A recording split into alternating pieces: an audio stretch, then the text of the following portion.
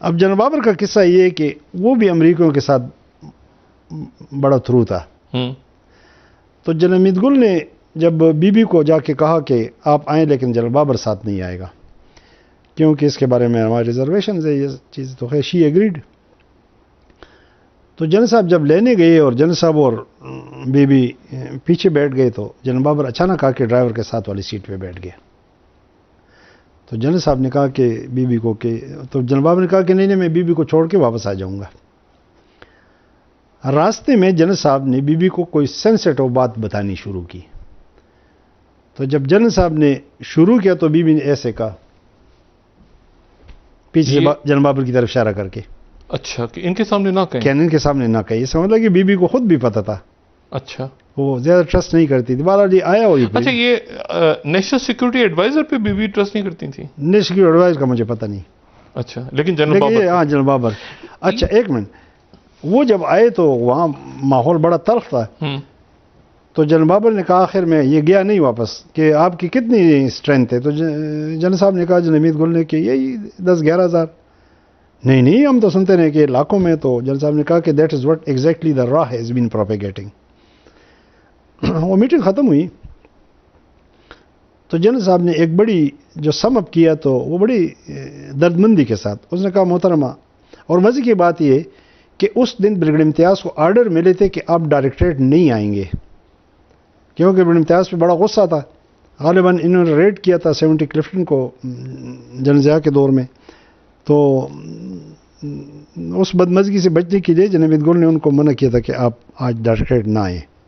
تو وہ نہیں آئے. سب بڑا احتیاط کر رہے تھے. وہ ان کی ان چیزوں کو سامنے رکھ رہے تھے جو ٹائرینیز ہوئی تھی اور جو ہوئی تو تھی. تو میٹنگ کے آخر میں جنرل ضیاء نے کہا کہ بی بی میری ایک گزارش ہے آپ سے. You are the elected prime minister اور آپ کے بہت سارے پریراگیٹیوز ہیں. اس میں سے یہ ہے کہ اگر آپ آئی ایس آئی میں نہیں چاہتی کہ میں رہوں تو آپ آرمی چیف کو لکھ کے ہی ول پل می آؤٹ. جو افسر آپ چاہتے ہیں کہ وہ نہ ہو یا انہوں نے آپ کے ساتھ زیادتیاں کی پچھلے دور میں کچھ تلخیاں ہیں تو آپ چیف کو لکھ دیں. لیکن آئی ایس آئی کو سنبھال کے رکھیں. آئی ایس آئی کو نقصان نہیں ہونا چاہیے کیونکہ اس معیار کے آئی ایس آئی کے لیے ایک افغانستان چاہیے.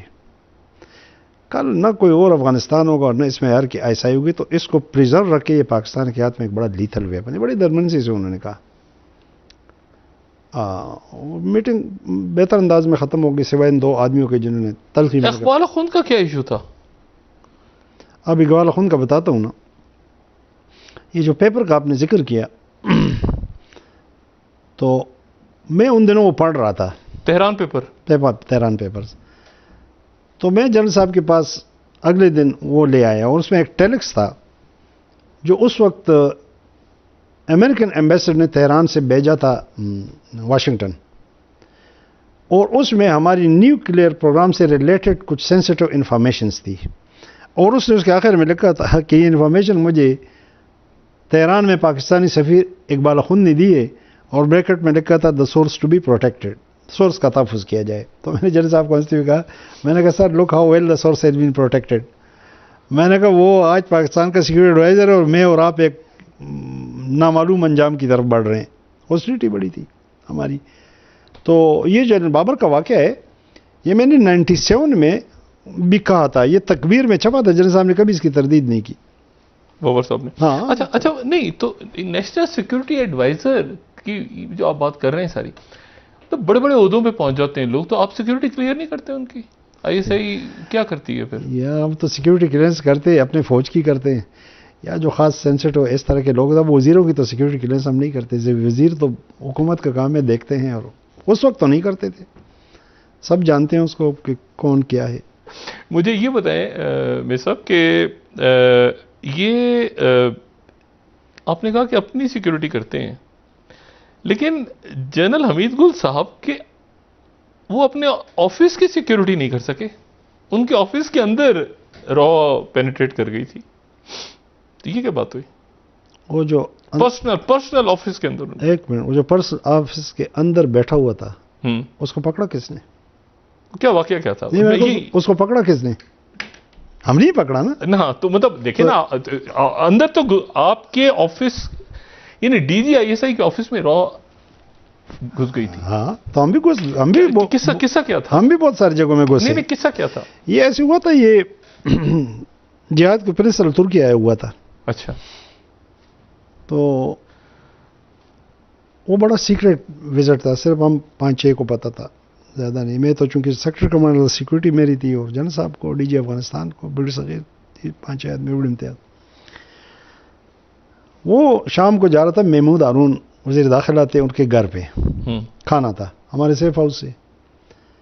میں ایسے آیا ہوں، میں نے کہا ذرا دیکھیں احتیاطاً. تو میں نے پیچھے سروینس کے لیے اپنے گاڑی لگا دی. میں نے دیکھا اچانک ایک کرولا گاڑی آ گئی، اس کے پیچھے لگ گئی. تو جب وہ محمودان کے گھر گھس گئے تو وہ گاڑی سیدھی چلی گئی. اور یہاں G6 میں 85 اسٹریٹ میں را کا جو انڈر کور تھا، نائر نام تھا کیا، وہ رہتا تھا. وہ گاڑی گھر کے اندر گئی اور نائر اس سے اترا. تو میں نے اگلے دن جا کے جن صاحب کو کہا کہ سر اس طرح واقعہ ہوا تھا، اور یہ تو نائر کو پتا تھا ان کے وزٹ کا. تو کس نے بتایا؟ تو جن صاحب نے بھی. پھر پتہ چلا کہ وہ پروگرام ٹائپ ہوا تھا، اور جو ہم کنسرن لوگ تھے ہمارے درمیان ڈسٹریبیوٹ ہوتا. تو جس نے ٹائپ کیا تھا تو وہ یہاں رہتا تھا. تو پھر اس کے گھر کو میں نے خود انڈر واچ رکھا 2-3 دن. تو کوئی 5-6 دن 2 بندے آ گئے اور اس کو ملے. تو ان بندوں کو جب میں نے چیز کیا تو انڈین ایمبیسی میں گھس گئے. اچھا. اور پھر اسی طرح 5-6 دن بعد دوبارہ آئے. تو پھر اس کو ہم نے پک کیا اور اس نے کنفیس کیا کہ ہاں میں تھا اسلام کے ساتھ. اچھا. اس حد تک پینیٹریٹ کر جاتی ہے. لیکن جو 2 بندے تھے جنہوں نے اس کو کلٹیویٹ، اس میں سے پھر ایک کو ہم نے قابو کیا تھا. میں نے. اچھا. آپ نے. اچھا. بدلہ لے لیا تھا ہم نے. اچھا. اچھا. اچھا. کیا مطلب ہوا اس کا؟ اس کو ہم نے بنا دیا تھا اپنا.